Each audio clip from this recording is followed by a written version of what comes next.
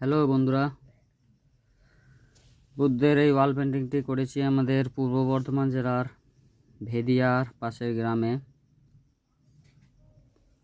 বুদ্ধের ওয়াল পেন্টিংটি কেমন হয়েছে সকলে জানিও।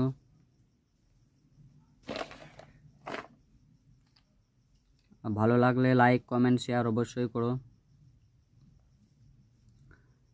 আমি ফার্স্ট স্কেচ করার সময় লাঠির দাগে একটা চক বেঁধে নিয়ে তারপরে স্কেচ করে নিই।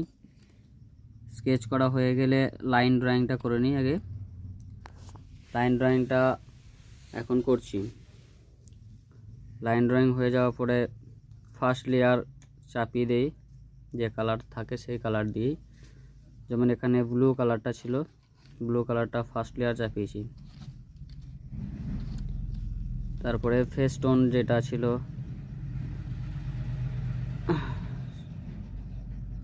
আস্তে আস্তে কমপ্লিট করি।